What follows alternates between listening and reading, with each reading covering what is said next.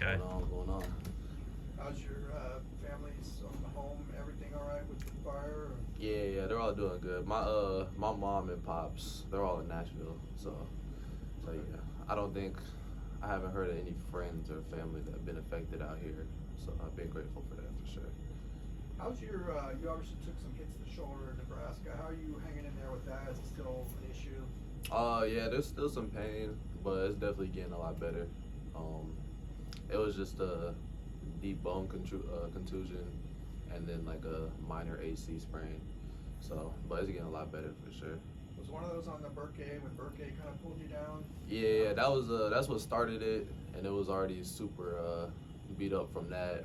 And then I took a second screen in the second half, and then I fell on it after that. So it was just a combination of all three of those things. How What does that affect your you? game? Is it everything basically? Shooting? I mean, every time you move. Yeah, nah, it's definitely been uncomfortable, but once adrenaline kicks in, it kind of loosens up a little bit. But yeah, I've been doing a lot of rehab with T-Lash and stuff, so I've been getting to it. You talked about how this team, there's great camaraderie. How have you guys kind of assessed the situation? Coach made some critical comments, a week or so ago about you guys. How are you guys kind of taking that? Have you guys kind of talked about it, taking stock of what you need to do better and kind of pull together? Yeah, nah, I mean, the main thing, like, we know we got to do it. We just got to go do it. And also, like, we just been trying to keep an emphasis that we got to stay together no matter what. Because we were just on the other side of this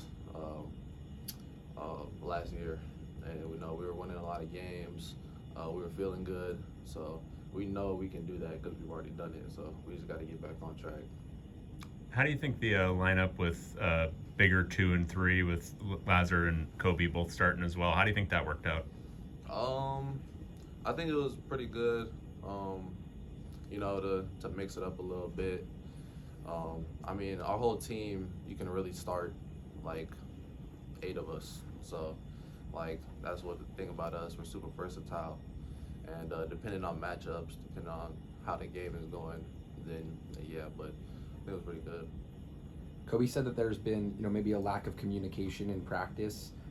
Where are you seeing that? It's really just like on defense, not talking switches, not calling out screens, just like easy stuff like that. So we got to bring like he said, like we're super close off the court. We're always talking off the court, but that's got to carry back over to on the court. Mm-hmm. Is that a lack of, guys who are just not used to being vocal, or what do you think it is? No, it definitely could be from that. Dude's not used to being vocal. Maybe the game is happening super fast, so I don't got time to talk it real quick. But yeah, we just got something that we got to keep harping on. After the Rutgers game, Coach called out like the defense as one of the issues. You guys were, I think, 4th in defensive rating after the Gonzaga game, but you guys have dropped down to like 12th or 13th. What do you kind of think, as one of the defensive leaders on this team when he calls out the defense? Yeah, it's really, we're not playing hard enough for sure. And also, I think we're not playing smart.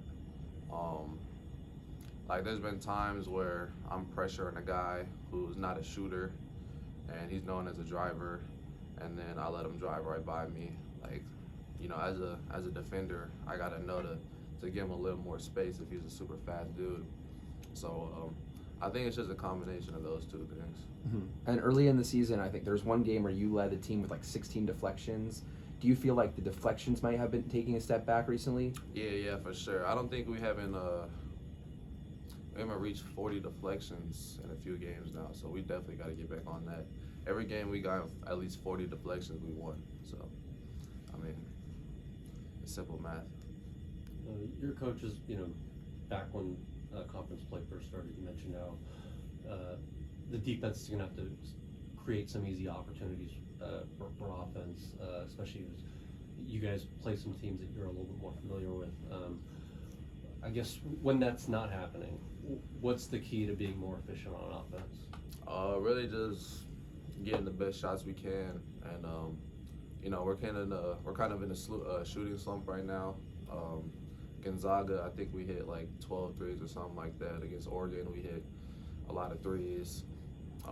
Right now, we're definitely in a 3-point shooting slump, so So hitting some threes would definitely help. But yeah, nah, definitely turning defense into offense. I think our transition game can be a lot better. And yeah, so like coach tells us all the time that our defense starts the offense. So the more possessions you have, the more times you get to score. As you get deeper into conference play and scouting reports get better and better against you guys, have you noticed way teams are defending you, and maybe way teams are defending Tyler especially, has gotten different, and you guys need to adjust from that? Yeah, for sure. The Big Ten is a physical league. I played in a few games my freshman year in the Big Ten, and yeah, it's super physical. And the coaching is like some of the best coaching you'll ever see. You got some legendary coaches in this league. So, I mean, the scouting is super on point. And yeah, you really got to grind and find ways to get to your spots and try to get some easy looks because you're not going to get many in the Big Ten. All right. Thank you, you. Skyy.